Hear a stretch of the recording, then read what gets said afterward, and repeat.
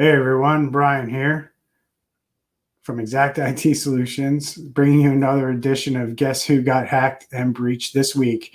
Hey, we're switching up the format of this video series that we do. Typically, we do them on our nice camera and have them post-produced, sent over to our YouTube editor and post-produced. But we're going to change it up with these because we want to bring them to you in a little bit more of a timely fashion. And when we send those through post-production, they take 3 or 4 days to get out. And by that time, the information is stale. So we're going to switch it up to this format where I record the video here live on my computer and share it out on our YouTube channel and social media. So if you like how we're doing this and you like the fact that we're bringing it to you faster, please put it in the comments and let us know. Your feedback greatly improves the information and how we deliver this content to you. So without further ado, we're going to get started on who got hacked and breached this week. And it is July 24th, 2020. And we did have a big breach this week. And it was Garmin. Garmin is the big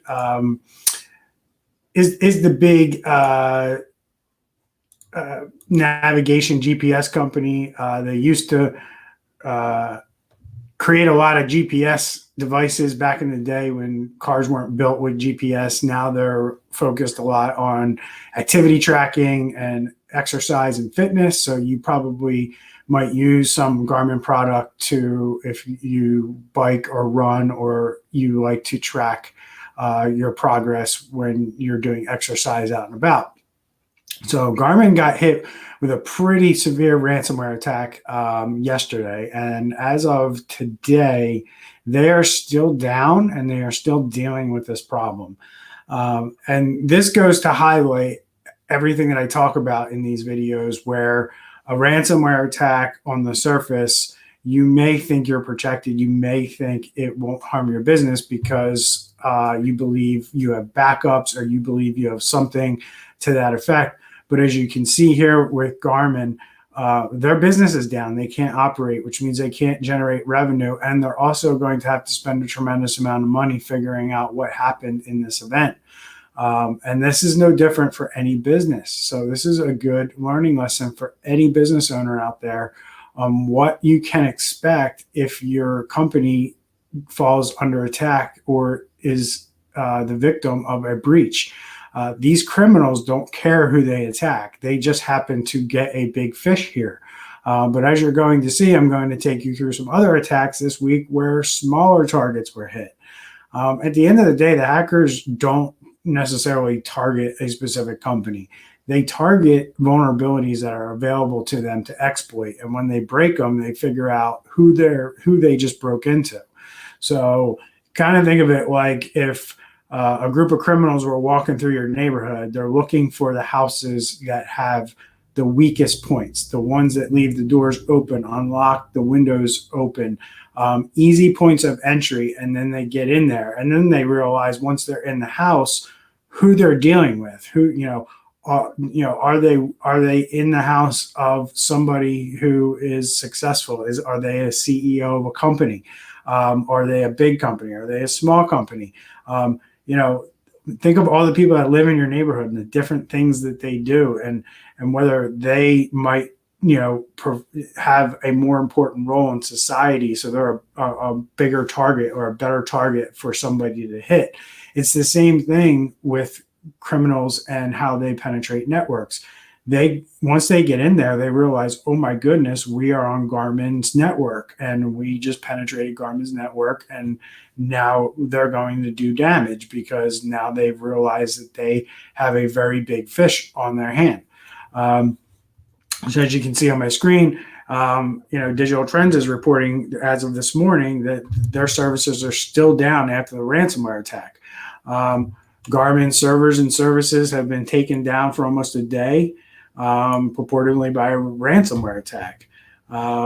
Issues affecting Garmin's website, apps, aviation software, and call centers, as well as Garmin Connect. So this is essentially their entire business is now down because of ransomware. And it'll be interesting to find out what comes out of this. What was Garmin's, cybersecurity plan? What was their response plan? What was their incident response plan? Did they have one? Have they tested it, or are they testing it now as they're going through this? It's very important for business owners to understand that this stuff is very prevalent. This week alone, I've seen more ransomware attacks than I've seen in a very long time. This week has been a very, very big week for ransomware attacks. I'm not even going to cover some of the ones that are prevalent. There was a huge, if you're a soccer fan, there's a huge football club over in the UK who was just hammered with ransomware, and the demand is in the millions at this point. The criminals are taking advantage, and they're taking advantage right now. They're striking and they're hitting a lot of businesses, a lot of different organizations. They're not going after one particular type of organization. They're going after professional sports clubs. They're going after universities. They're going after hospitals. They're going after companies, technology companies like Garmin. They're going after small businesses. They're going after doctors, lawyers, engineers, accountants. Everyone out there right now is a target. This is why it's important that you have disaster recovery planning in place. You understand what your business is going to do when an event like this occurs. We can't stress it enough. An event like this is going to happen to your business. It's how you respond to it that determines the outcome, and whether you continue to operate as a business after the event, or you just decide to close up shop right then and there, or you struggle along for months and months before you come to grips with the inevitable, which is that you didn't do enough planning on the forefront, and then an event happened, and then you tried to keep things afloat. But at the end of the day, from what I've seen in my experience, most businesses can't keep it afloat for more than a year before they throw in the towel and decide that the damage that was caused was just too much. So we have other things going on this week. We're not going to jump into that one, right? But this is an interesting one that I found too. This isn't a particular hack on any one business, but the FBI is now warning that there's Chinese tax software that has malware in it. And so if you know anything about the Chinese, they basically control everything that happens in their country. So the Chinese have two state-approved tax software programs that businesses who operate in China must put on their system, so China can track the VAT tax, the value-added tax that they charge on businesses. If you are a business in China, you have to use this software. Either one. There's two. Both have been infected with malware and are able to put things on the systems that allow Chinese hackers to then gain remote control of that network. If you do business in China, you probably have this software. You probably have to use this software. So there's a lot of big pharmaceutical companies that are based out of the US that do business in China that have this software on their systems. And the FBI is saying you need to get this off, because they can use this software to basically get into your network and do whatever they want. So not only do you have to worry about criminals, but now you have to worry about state-sponsored criminals or state-sponsored acts who are putting malicious software into legitimate software. And, in this case, the Chinese government is making you use this software, and the software has malware in it that can leave your systems vulnerable and exposed. So the FBI has come out. They've warned U.S. companies about these tax programs and to make sure you're not using them, and to get them off your system because of the damage that can occur. So, this has the potential, in my mind, to be big for a lot of big companies that need to track taxes if they do business in China. Moving on to our next one from this week. This was just the other day. University SUNY, State University in New York. This is their Erie campus. Cybercriminals launch a ransomware attack against the State University of New York, Erie, and force the school to shut down some of its servers. So again, here's a college who just the other day was hit with ransomware. State University of New York, Erie. They found their staff computers received messages that their devices had been hacked, and then they were directed to a third-party website to restore their services. So as you can see, SUNY did deactivate portions of the university's network, and that is something that hopefully is built into their incident response plan. And typically that's what you want to do if you ever are attacked with ransomware. You want to get that particular computer or the computers that are infected off of your network, or you want to isolate your network from the internet. So it may be just a matter of disconnecting your internet service so the computers can no longer talk to the internet. This is another example of another entity that was attacked by cybercriminals. It was a university in this case, and quite frankly, we are aware that universities are a big target right now, along with K-12 schools, as I did in my last YouTube video. I talked about the FBI warning against K through 12 schools. It also exists with universities because if you think about it, universities have a ton of computers, not only in their labs, but in their classrooms and in dorms that they provide for students. These computers during COVID and why schools shut down are not attended. So it makes it easy for a hacker to use these devices to further their attacks because there's so many of them on the network. And if they're not being properly managed, if they're not being properly maintained, if they're not being scanned for and for vulnerabilities and those vulnerabilities remediated, these things are just waiting for hackers to get into them and then move laterally across the network to do more damage. I think when SUNY Erie figures out what happened at the end of the day, they're going to learn that a lot of the systems in their network were probably vulnerable, which allowed hackers to move laterally in their network to create more damage and get the ransomware on more than just one computer. So, and then I just want to add to this that a lot of people, and it was interesting because right here it says in this article for the SUNY breach, the university data stored on cloud and non-Windows based systems have been impacted or have not been impacted. Now, I want to just bring your attention that a lot of people, I hear it all the time, that if we don't use Windows, then we won't be susceptible to ransomware. That is for the furthest thing from the truth, and don't ever believe it. The reality of it is hackers go after Windows because it owns 90% of the marketplace in terms of desktop and server operating systems. 90% of the computers out there have Windows. So if you're a criminal and you want to target a certain house, when you want to target or learn how to target the house that 90% of the market owns, trying to go after the 10% doesn't make a lot of sense from a business standpoint, especially when the number's that large.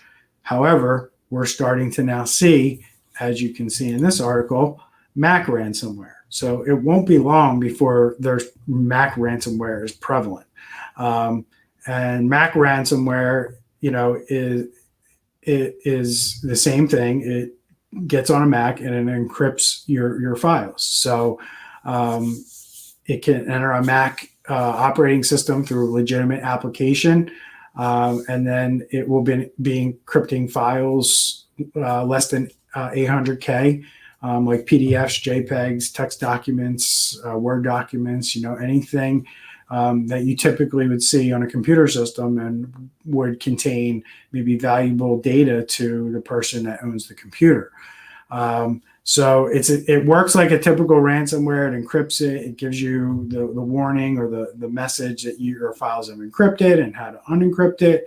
But I just wanted to bring to everyone's attention that there is MacOS ransomware out there, and it's not just Windows systems that are infected with ransomware. I I do hear it often enough to where I think I needed to make the point that this is the reality. It's just that, Mac only has less than 10% of the market share. So, these cyber criminals who are well funded, they run these operations very much like businesses, and they will absolutely go after the Windows systems first, again, because it's 90% of the market. And from a business standpoint, that's where you want to be. You want to be where the market is. If it were opposite, or if Macs were 50% of the market, you would see a heck of a lot more ransomware being developed and a heck of a lot more malware being developed for systems like Macs if they owned a bigger percentage of the market share. But the reality is that they don't. And the reality is that that Windows, unfortunately, is the main target here until that changes. And unfortunately, I don't see that changing anytime soon. So the last one I want to cover here is a Montana VA healthcare system. This is Veterans Affairs was hit with Maze ransomware. So they have to notify 1,500 patients that their personal data was exposed to a ransomware attack. They were notified of a data incident on June 4th. They discovered the Maze ransomware attack happened on April 30th. Through the attack, an unauthorized user accessed the Houston-based company's computer system using employee credentials to deploy the malware, and then gained access to certain BRS customer files containing personal information between April 20th and April 30th. So the hacker got in at the end of April. They identified who they breached. They identified the data that they had access to.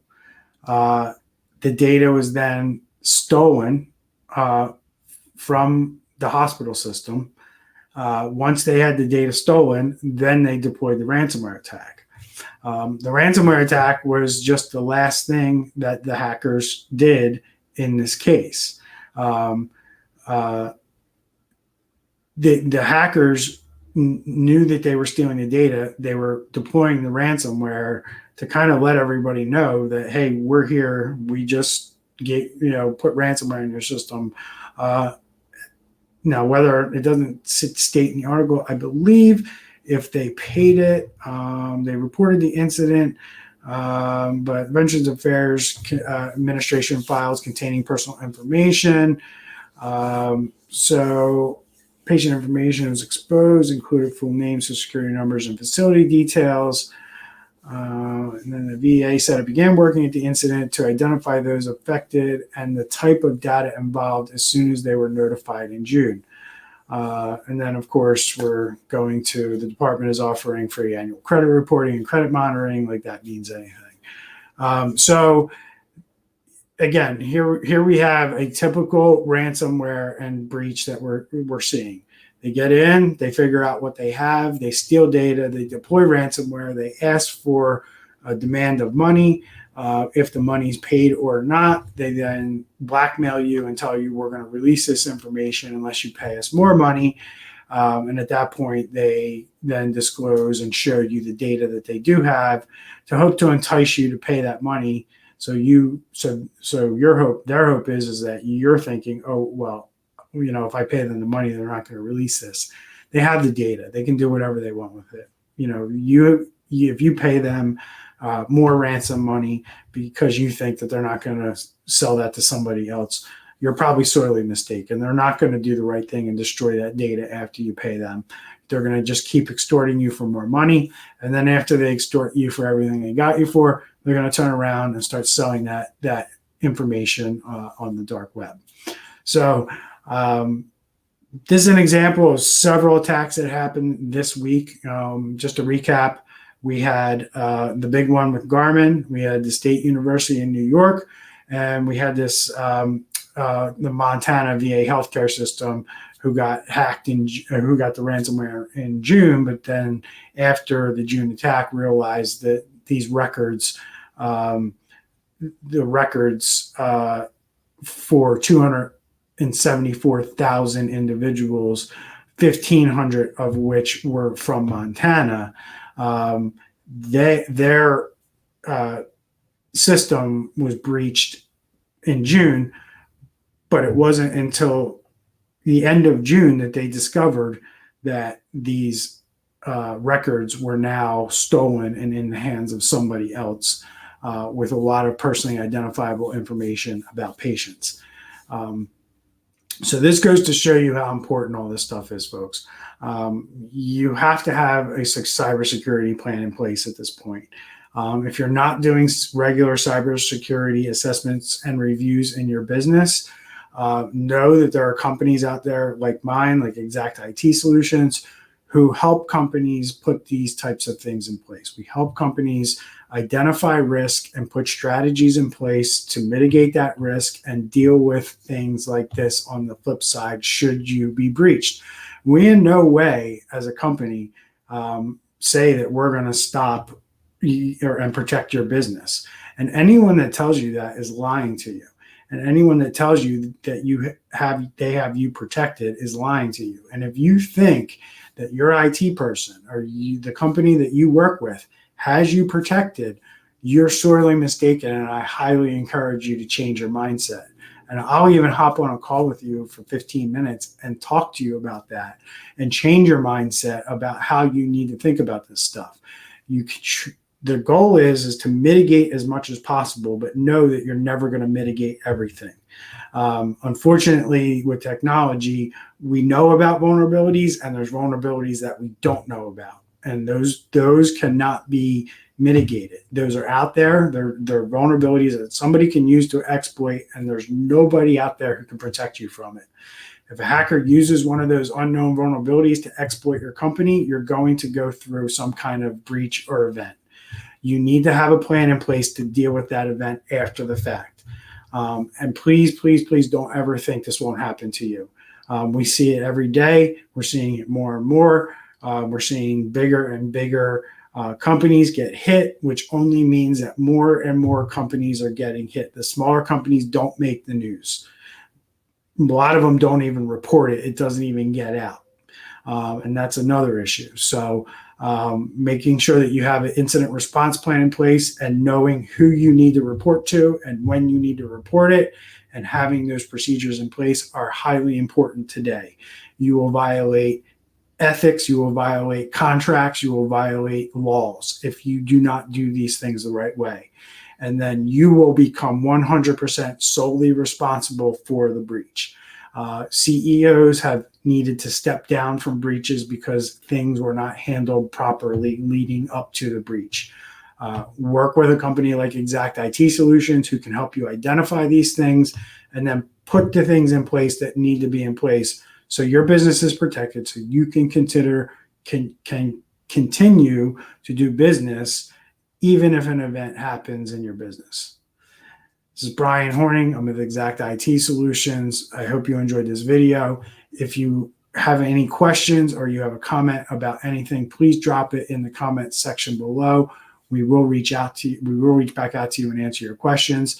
If you're on YouTube and you're watching this, please hit the like button and subscribe to our channel. It helps us out greatly.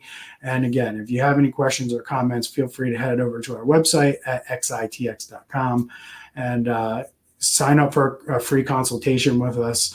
And we will happily talk to you about your situation, talk to you about your cybersecurity plan. If you have one, if you don't have one, it doesn't matter. If you do have one, we'll figure out if it's good enough for your business, your industry.